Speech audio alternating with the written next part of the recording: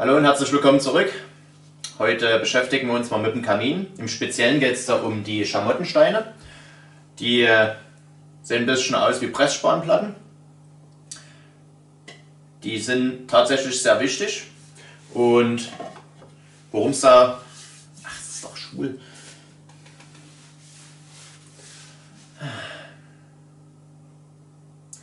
Hallo und herzlich willkommen zurück. Heute beschäftigen wir uns mal mit dem Kollegen hier. Und zwar im Speziellen geht es da um die Schamottensteine. Das hat der ein oder andere vielleicht schon mal gesehen. Nahezu jeder Kamin ist mit diesen Steinen bzw. diesen Platten ausgestattet. Die sehen ein bisschen aus wie Pressspanplatten, haben aber tatsächlich auch einen wichtigen Nutzen. So viel dazu. Wenn euch das gefällt, was ihr hier seht, beziehungsweise auf meinem Kanal findet ihr ja noch ganz viele andere Videos. Wenn die euch gefallen, könnt ihr gerne abonnieren, beziehungsweise einen Kommentar da lassen.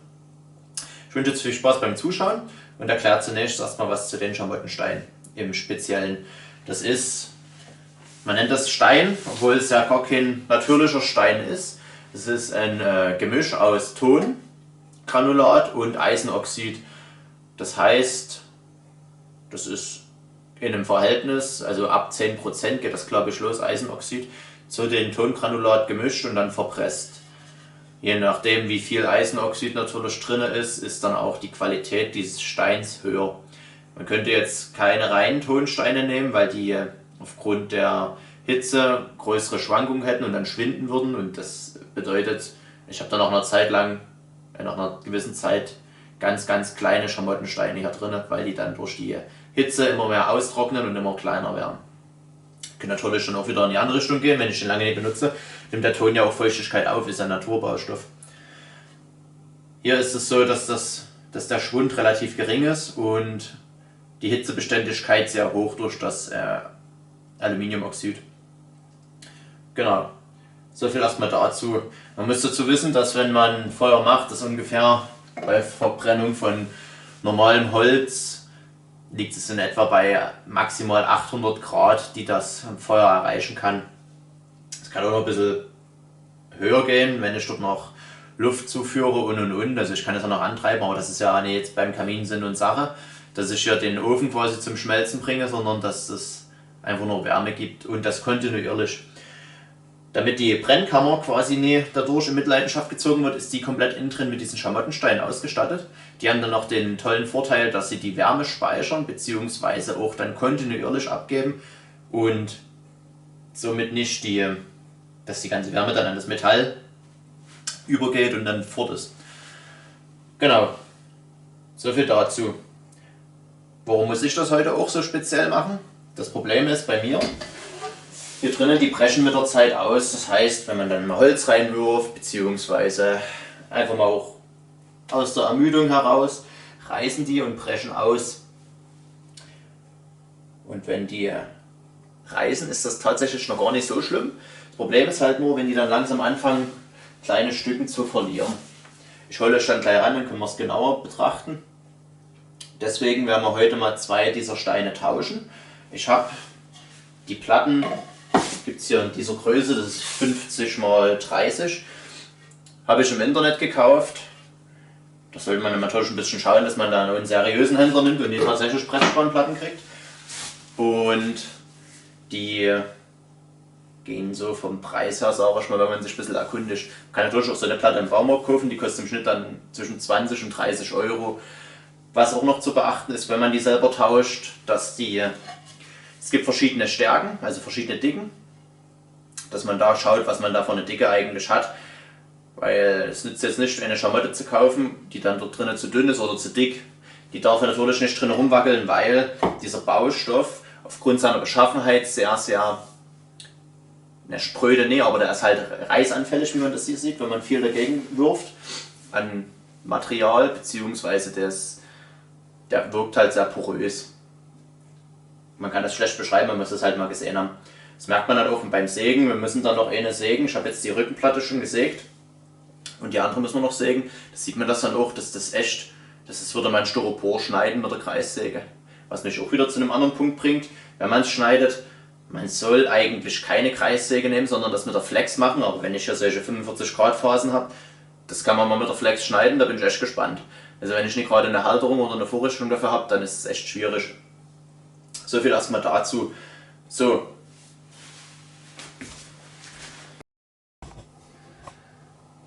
So, jetzt sieht man hier mal die Brennkammer. Da hinten ist es halt sehr gerissen und die sind halt auch schon ganz schön abgenutzt. Man muss dazu wissen, dass wir den Kamin nahezu jeden Tag nutzen und deswegen ist da ein höherer Verschleiß nun mal ganz normal. Wir werden die jetzt mal herausnehmen. Dazu ist es wichtig, dass der Kamin auf jeden Fall abgekühlt ist und nicht noch irgendwelche Restwärme aufweist. Ich habe den heute Morgen schon soweit ausgeleert. Nichtsdestotrotz müssen wir eh nochmal, wenn man die Schamotten schon rausnimmt, dann auch drinnen mal aussaugen, beziehungsweise ich habe so einen recht festen Pinsel, das alles mal auskratzen und dann mit dem Aschesauger nachsaugen, dass das auch relativ wieder sauber ist.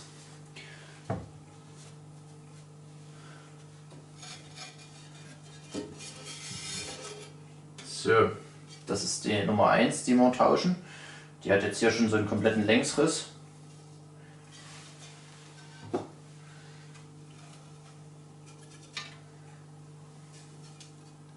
sieht man auch mal den farblichen Unterschied. Also, das ist die neue, das ist wie gesagt die gebrauchte. Man erkennt das natürlich auch, dass das ganz schön sich abnutzt. So, was ich empfehlen kann, was ich bei der Rückenplatte, also dieses hintere Teil, den habe ich schon, das ist jetzt das zweite Mal, dass ich das tausche, in 3 Jahren, dass ich da die Teile, dass man die aufhebt, zumindest die ersten, und die als Schablone nutzt, damit man die immer wieder anzeichnen muss. Das hilft mir zum Beispiel auch sehr, wenn man diese 45 Grad Phasen dann nochmal anfertigen muss, dass man da ein besseres Maß hat, bevor man sich dann nochmal vermisst. So, kann man das so gleich mal auskratzen schnell.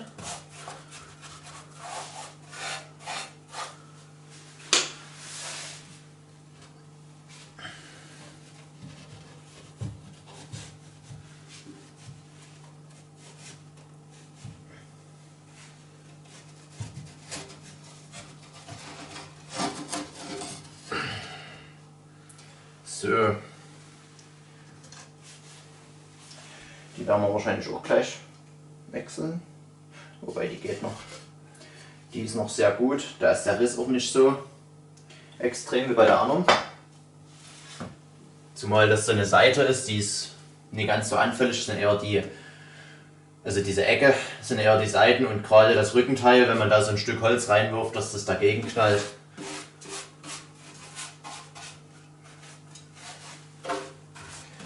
Wie gesagt, wenn man schon mal dabei ist, kann man doch gleich mal die Asche ein bisschen entfernen.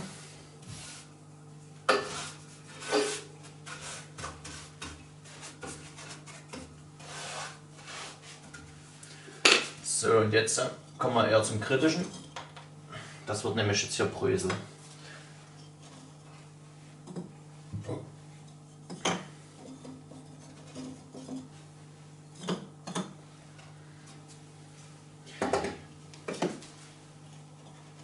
Tatsächlich ist es auch wichtig, dass das alles intakt ist, weil es findet ja so alle 2 Jahre eine Feuerstättenschau statt, wo der Schornsteinfeger kommt und sich anschaut, ob das alles so funktioniert. Und das letzte Mal war er da hat er gesagt, okay, die Risse sind jetzt nicht schlimm, aber wenn halt was fehlt, dann ist es schon ausschlaggebend. Dann kann es auch sein, dass da die Betriebserlaubnis erlischt für den Kamin. Deswegen immer auf solche Sachen achten mit.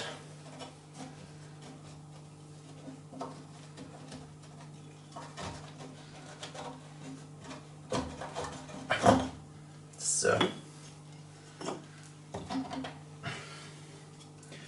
Das ist ja schon ein richtig schönes Puzzle. Und die Schamotten haben ja noch den Vorteil, dass sie allgemein den Wirkungsgrad des Kamins auch um einen wesentlichen Faktor X steigern. Weil sie wie gesagt diese Wärmespeichereigenschaften haben.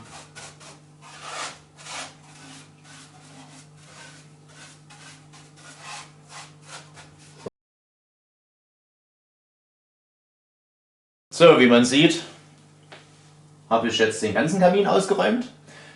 Da die sich sonst schlecht reinpuzzeln lässt und ich keine Spannung auf die Schamotten bringen will, weil die sonst dann auch wieder brechen können oder ausreißen können. Das wollen wir ja nicht, wir wollen ja ganze Sachen wieder einbauen.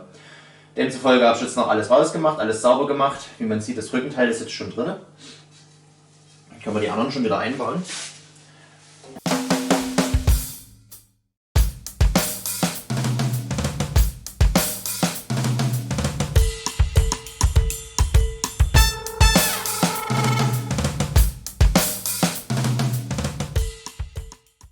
Eine Seite ist schon drin. Jetzt sägen wir die andere Seite noch zurecht. Oh. Und dann sieht es auch wieder ganz vernünftig aus. So, wir sind jetzt hinten in der Werkstatt. Ich werde den Stein ganz einfach mit der Kreissäge sägen, so wie ich schon angekündigt habe. Beim Sägen sollte man auf jeden Fall darauf achten, dass man einen Mundschutz trägt.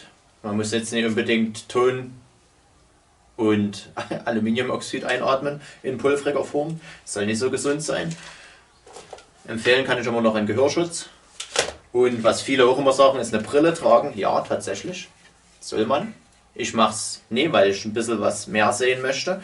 Zumal die Brille durch diesen Staub immer gleich zugesetzt ist. Problem ist hierbei, bei diesem Stein, wenn man den sägt, da fliegen manchmal so wie kleine Chips weg, die dann auch ins Auge gehen können. Deswegen ist es immer ein bisschen tricky. Lieber eine Brille tragen oder man entscheidet es für sich selber, so wie ich. Ich mache es halt nicht. So, kommen wir jetzt mal zu dem großen Stein hier. Dieser Eckenplatte. Ich habe ja gesagt, ich hebe die auf als Schablone. Das werde ich jetzt bei der auch machen. Ich gerade sehe, die reißt sich jetzt hier hinten auch schon. Also es ist wirklich tatsächlich gut, dass ich die tausche. Und hier ist es ja einfach, wir haben jetzt hier 2 Schnitte zu machen. Einmal die Breite und dann noch oben die Schräge und die Länge, gut 3 Schnitte. Dann werden wir erstmal die Breite machen, damit es ein bisschen handlicher wird. Hierzu kann ich mal die Führungsschiene nehmen, leg das an und schiebe es fast bis ans Blatt ran. Und somit habe ich schon mal die Breite und brauche mir gar nicht hier einen Horten machen wegen Ausmessen etc.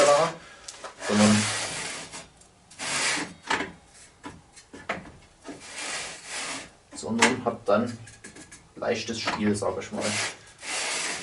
Genau. Nur noch ein klein wie so dazugeben. Ja. Ist auch nicht so schlimm, wenn man, also es ist nicht schlimm, wenn man viel übrig hat, sage ich jetzt mal, oder irgendwo was zu viel ist. Weggeschnitten ist das Zeug schnell. Nur wenn es zu klein wird, ist es blöd und kann man es nie wieder ankleben. Es gibt auch die Möglichkeit, habe ich gelesen, dass man die Steine reparieren kann, beziehungsweise irgendwie kleben kann. Das ist aber alles nicht halbes und nicht ganzes. Ich würde einfach aus meinem Empfinden heraus einfach empfehlen, die Dinger zu tauschen. Ich meine, die halten jetzt 1,5, 2 Jahre, je nachdem wie oft man benutzt, vielleicht sogar auch länger. Und das ist jetzt nicht die übelste Investition, die kostet ein bisschen die Platte, aber das hält dann halt wieder, bevor ich anfange mit irgendwelchen Ersatzmaterialien rumzudoktern oder. Das nur so als Hinweis. Wir haben die Breite eingestellt. Dann werden wir die Breite jetzt sägen. Und dann werden wir gleich als nächstes noch die Schräge sägen und die Länge. Dabei könnt ihr mir jetzt zuschauen, weil ich jetzt nicht ständig meinen Gehörschutz und die Atemmaske abnehme. Man versteht mich darunter sowieso nicht, ihr guckt einfach zu, wie ich es mache und dann ist alles schick. Was noch zu beachten ist, könnt ihr mal sehen beim Schneiden, das geht wirklich wie Butter, also als würde man Styropor schneiden.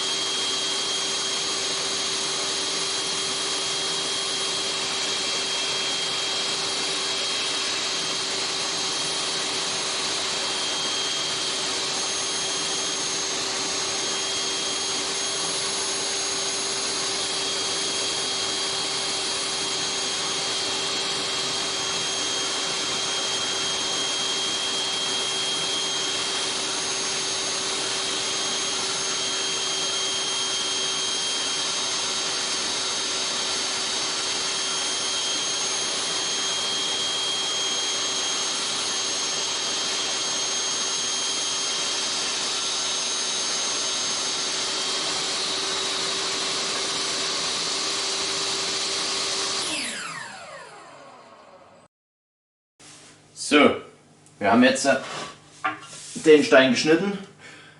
Man hat auch gesehen, dass das ganz schön stiebt. Also ich empfehle wirklich jedem dort einen Mundschutz aufzusetzen. Ich hatte schon die Tür extra offen, damit es ein bisschen abzieht, aber es ist echt wahnsinnig. Genau. Haben sie zurechtgeschnitten. Jetzt bauen wir die hier wieder ein.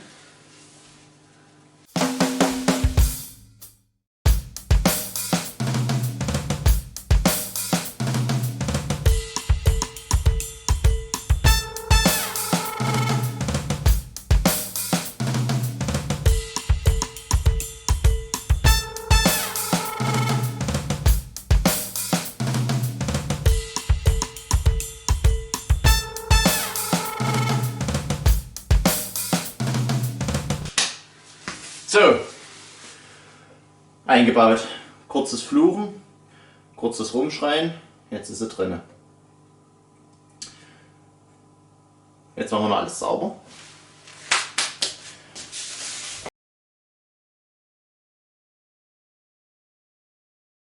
Zu der Ofenscheibe, da gibt es eigentlich nicht viel zu sagen. Die auf jeden Fall nie zerkratzen, beziehungsweise mit irgendwelcher Chemie. Es gibt hier direkt solchen Glasscheibenreiniger.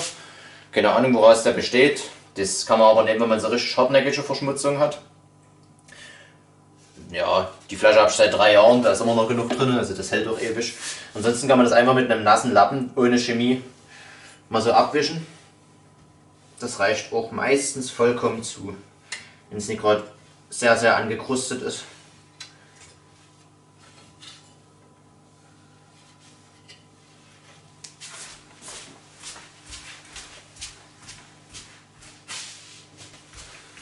In 90% der Fälle kann man den Lappen dann noch immer weghauen. So.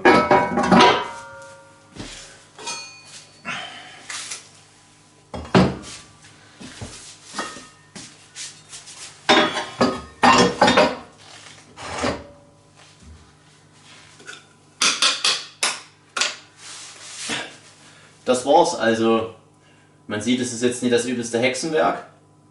Und wer sich das zutraut, soll das ruhig machen. Also das ist jetzt nie, dass ich jedes Mal hier einen Ofenbauer bestellen muss, dass der mir die Dinger wieder einbaut.